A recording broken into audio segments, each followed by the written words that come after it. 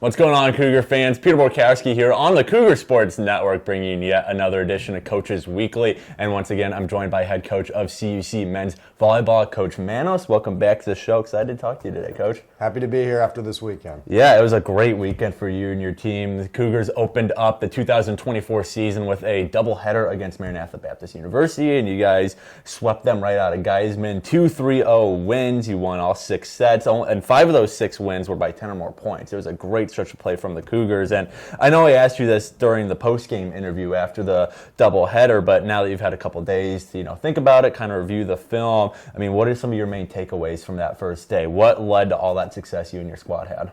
I think just how they approached the game was a big success, just in terms of their focus, their attention to detail. They did a really good job of just integrating everything we've been practicing or working through really throughout the entire fall semester. So seeing that plus our preseason come full circle, you can start to see the identity form. So I think that was a big part of it. And then also just seeing our freshmen really excel.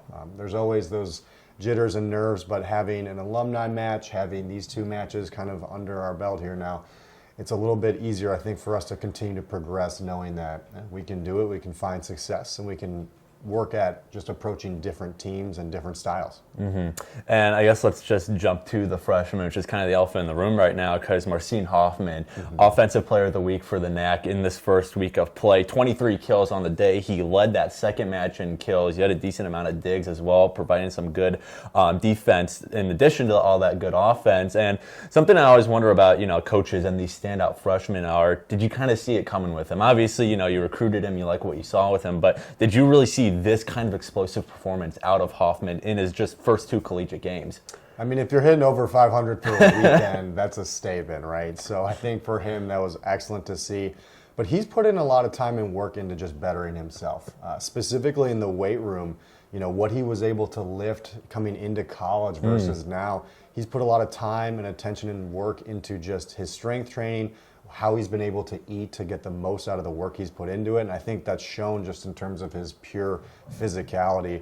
And then also just watching him be so versatile, score in the front row, in the back row, across the net, have success from the serving line, and then improve his receive and his full dynamic. He was 6 rotations steady. So I think just seeing that, he obviously played in different spots between his high school and club career, but he did an excellent job of just being consistent, being effective, and finding ways to better the ball, whether it was convenient or not. So a big kudos to him, and he deserves the accolades that are coming his way this weekend. Right, and you mentioned him scoring from the serve line. That's something your whole team did. 26 total service aces on the day. You guys are, I know it's early, small sample size. Yeah. You guys are already up there in the national leaderboard in that category. And that's something you highlighted last week was, success was going to come through the serve, the opening play of each volley. So, can you kind of talk about just what you guys did to prepare for that? And, obviously it paid off in dividends. 26 service aces in 2 games is nothing to scoff at. So can you just kind of talk about that aspect of the game and how it really seemed to come to fruition for you guys on Saturday?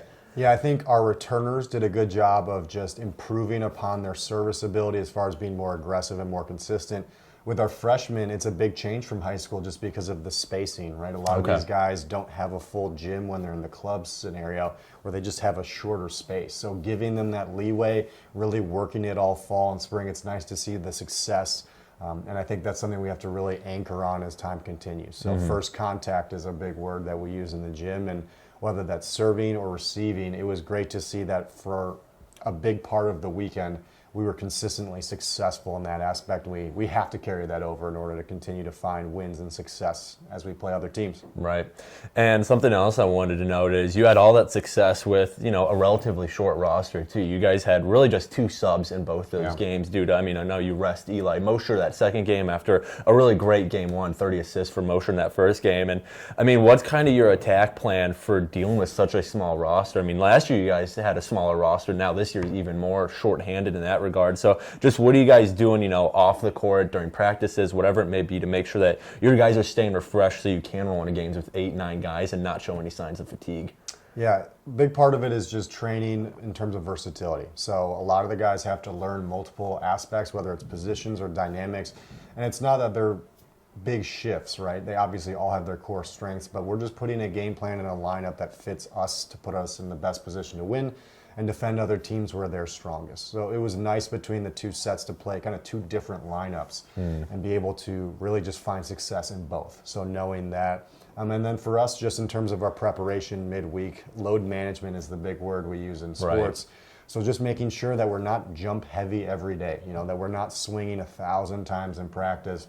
It's a marathon across the season. So whether we have 1 game, 2 games, 3 games, just making sure that as our week of preparation goes in hand, that every day we're finding that balance so that on game day or on these tournament days, they're fresh and ready to go for that full duration of the match. Right. Well, the season continues. Tomorrow, you guys take a trip across Illinois to Augustana College out west, and obviously a lot of things went well Saturday for your team, but what are maybe some of the things that you want to see improved a little in this Augustana match? Obviously, there's always stuff you and your guys can work on no matter how well you play, so what are you guys really focusing in for against Augustana? What do you want to see kind of take that jump even from that Maranatha Baptist tournament day? Yeah, our execution and consistency is going to be tested against a team that's a little bit more physical and a little bit more aggressive, right? This is a matchup where they have a lot of returners coming back from last year. They were a very strong team last year. So knowing that we are able to find a couple pieces that we can work into a scout, but this is their first game of the year. So for us, playing consistently is going to be a big part of our game plan, just in terms of whether it's our first contact, our ability to score in transition, or just win in different dynamics of the offensive-defensive matchup. We have to be able to take advantage of any mistakes they make and recognize that they're going to score, right? And just being able to bounce back quickly from those opportunities that are going to present themselves during the game. Right. Well, Cougars traveling to Augustana tomorrow. That is a 5 p.m. matchup. Coverage for it can be found at our website, cucougars.com. And again, it should be a good day for the Cougars, looking to go 3-0 on the season. And I'm hopefully we have some good stuff to talk about when we meet again next week, Coach Manos. But until then, this is Peter Borkowski sign off of the Cougar Sports Network, and wanting to say, as always, go Cougars.